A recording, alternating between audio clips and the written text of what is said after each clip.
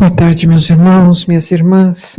Que Jesus nos abençoe, que Maria, nossa Mãe Amantíssima, nos cubra com seu manto de luz e de proteção, nos permitindo o encontro de muita paz. Nossa gratidão à direção dos trabalhos pela possibilidade de estarmos juntos, conversando um pouquinho essa tarde sobre reencarnação. A reencarnação não é uma ideia, não é um conceito puramente espírita. Muitas culturas e tradições antigas já acreditavam na reencarnação há muito mais tempo, muito antes de nós. A reencarnação é uma verdade para hinduístas, para budistas, e na Grécia Antiga, Pitágoras e Platão já defendiam a reencarnação. Para nós espíritas, a reencarnação é um dos pontos fundamentais da nossa doutrina. Encontramos citações e menção à reencarnação em toda a nossa codificação. Nós espíritas acreditamos que o espírito encarna repetidas vezes com o objetivo de aprender, de reparar erros do passado e de evoluir moral e intelectualmente. Nos ensinou Kardec: nascer, morrer, renascer, progredir sempre, tal é a lei. Reencarnar ou tornar a carne é o retorno do espírito imortal a uma nova jornada material com o objetivo do aperfeiçoamento, do progresso e da evolução para a qual todos nós estamos predestinados. Nós fomos criados simples e ignorantes, e ao longo das nossas muitas oportunidades de crescimento, vamos nos burilando, nos aperfeiçoando, mirando a evolução moral de nosso espírito, rumo à angelitude sonhada e aos mundos perfeitos. Reencarnação é uma grande prova da misericórdia, do amor, da bondade de Deus para com seus filhos. É a oportunidade bendita de crescimento e evolução no tempo certo. Mal comparando com a nossa formação escolar, ninguém aprende noções de química ou física nos primeiros anos da escola. É preciso tempo e é preciso conteúdo em outras matérias para que nós possamos compreender os princípios básicos dessas disciplinas. Assim também somos nós, enquanto espíritos.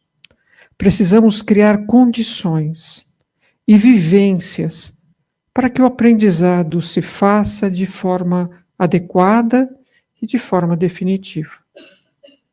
Corrigir nossas falhas e imperfeições e também aprender a viver como irmãos com todos aqueles que nos cercam. Chico Xavier já nos dizia que na reencarnação ninguém erra de endereço.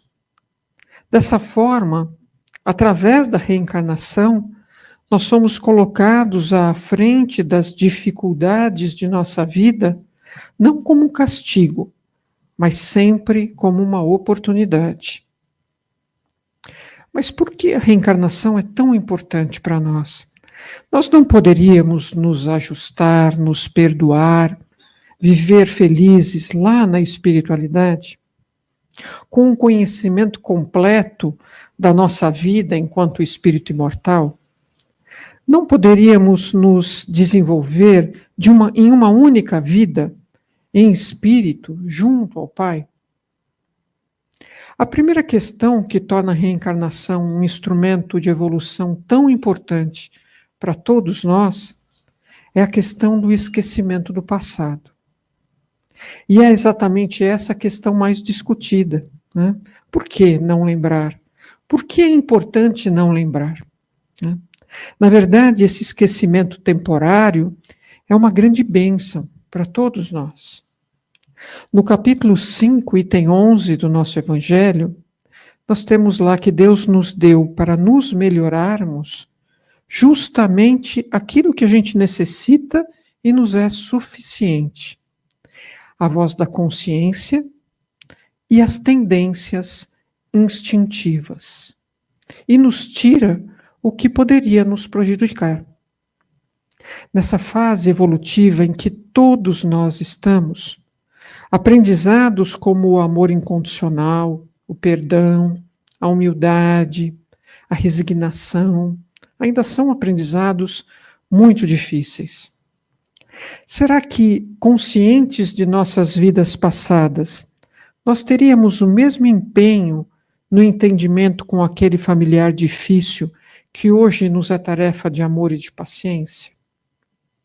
Será que, conhecedores de nossas vidas passadas, quando os recursos financeiros talvez nos eram fartos, nós teríamos o mesmo empenho e a mesma alegria de viver da vida que temos hoje, talvez um pouco mais restrita financeiramente?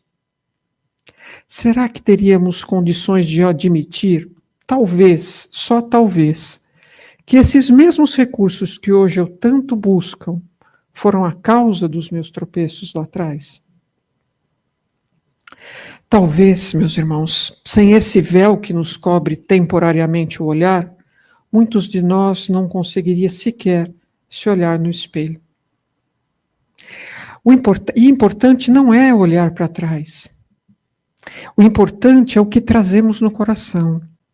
É o aprendizado que a soma dessas experiências trouxeram ao nosso espírito, conscientes de quem somos e do muito que ainda precisamos aprender. O esquecimento no passado nos permite trazermos para a nossa vida íntima irmãos de caminhada, queridos de nosso coração, mas também irmãos opositores e algozes de um passado que já não existe mais. E fazemos isso com a mesma naturalidade e com a mesma oportunidade de amor, transformando pouco a pouco as experiências difíceis em experiências redentoras.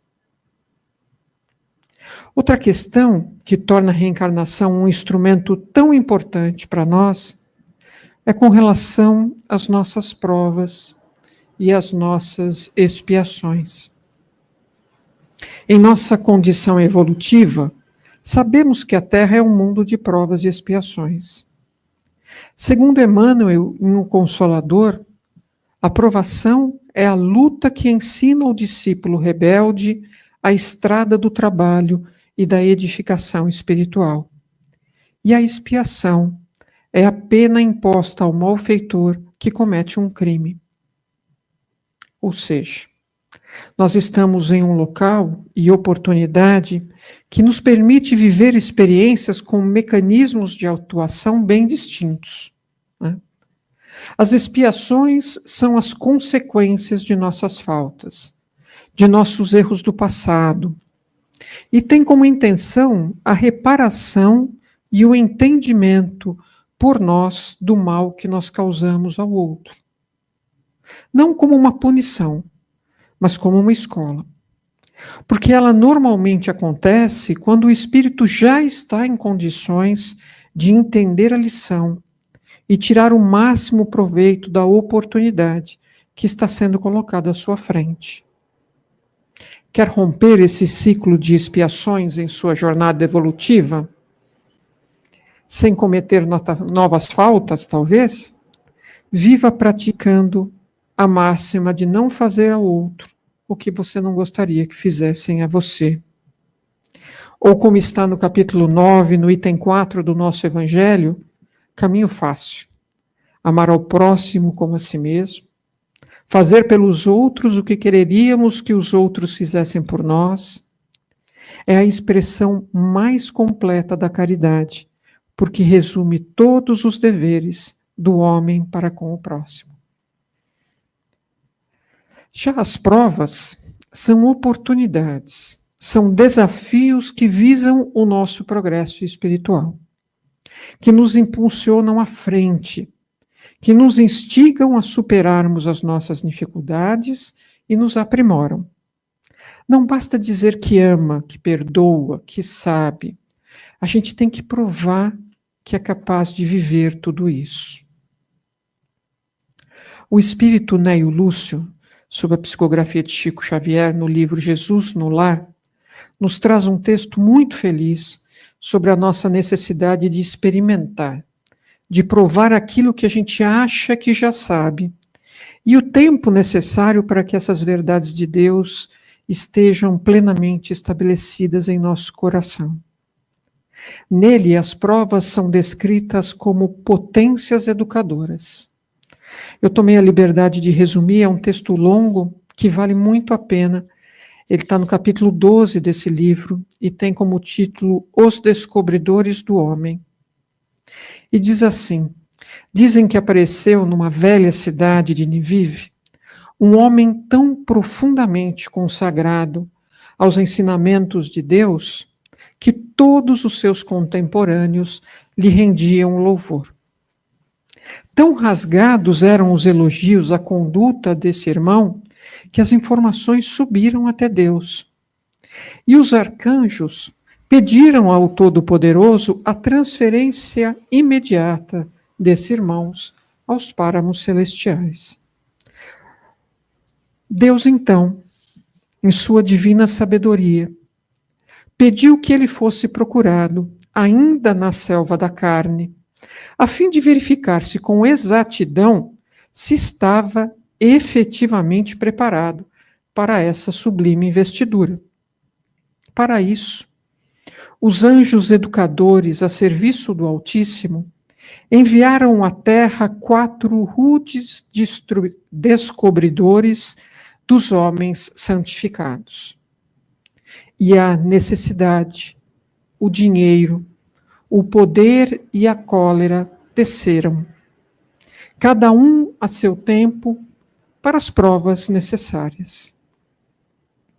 A necessidade, que nesses casos sempre surge em primeiro lugar, aproximou-se do grande crente e se fez sentir de vários modos. Entretanto, o devoto, robusto na confiança, compreendeu a mensageira, uma operária celeste, e venceu-a, revelando-se cada vez mais firme nas virtudes de que se tornara modelo. Chegou então a vez do dinheiro. Acercou-se do homem e conferiu-lhe mesa farta, recursos imensos, considerações sociais de toda sorte. Mas o previdente aprendiz lembrou-se da caridade, afastando-se das insinuações dos prazeres fáceis. Distribuiu moedas e posses em multiplicadas obras do bem, conquistando o equilíbrio financeiro e a veneração geral. Vitorioso na segunda prova, veio o poder, que o investiu de larga e brilhante autoridade. O devoto, contudo, recordou que a vida, com todas as honrarias e dons, é simples empréstimo da providência celestial, e usou o poder com brandura, edificando aqueles que o rodeavam. Triunfante e feliz, o crente foi visitado, enfim, pela cólera. De maneira a sondar-lhe a posição espiritual, a instrutora invisível valeu-se de um servo fraco e ignorante para lhe tocar o amor próprio, falando com manifesta desconsideração a respeito de assunto que, apesar de legítimo, era desrespeitoso para qualquer pessoa da estatura social e da indiscutível dignidade daquele irmão. E o devoto não resistiu. Intensa onda sanguínea lhe surgiu no rosto com gesto, e ele se desfez em palavras contundentes, ferindo familiares, servidores e prejudicando as próprias obras. Somente depois de muitos dias conseguiu restaurar a tranquilidade, quando, porém, a cólera já havia lhe desnudado o íntimo e já havia retornado, notificando ao Senhor que aquele filho, matriculado na escola da iluminação, ainda requeriria muito tempo na experiência purificadora para situar-se nas vibrações gloriosas da vida superior. O texto conclui nos dizendo: quando o homem recebe todas as informações de que necessita para elevar-se ao céu, determina ao Pai amoroso que ele seja procurado pelas potências educadoras. A maioria de nós perde a boa posição que aparentemente desfrutamos nos exercícios da necessidade que nos examina a resistência moral. Muitos voltam estragados das sugestões do dinheiro, que observa o desprendimento dos objetivos inferiores e a capacidade de agir na sementeira do bem. Alguns caem desastradamente pelas insinuações do poder, que lhes experimenta competência para educar e salvar os companheiros da jornada. E raríssimos são aqueles que vencem a visita inesperada da cólera, que vem ao círculo do homem a notar-lhe a diminuição do amor próprio, sem a qual o espírito não reflete o brilho e a grandeza do Criador nos campos da vida eterna. Não é caminho fácil, meus irmãos. Mas Deus, nosso Pai, continua cuidando, olhando e aguardando o amadurecimento de cada um de nós. Cada encarnação, com suas características e oportunidades, são um instrumento abençoado de nossa transformação moral e, consequentemente, do crescimento do nosso espírito. Através de nossas muitas vidas, nós crescemos, nós aprendemos, evoluímos e percebemos a misericórdia de Deus, que, como um Pai amoroso, nos aguarda, explicando a seus filhos a lição a ser aprendida quantas vezes for necessário, até que o aprendizado daquele filho querido se faça. Que Deus os abençoe, meus irmãos. Uma excelente reunião a todos.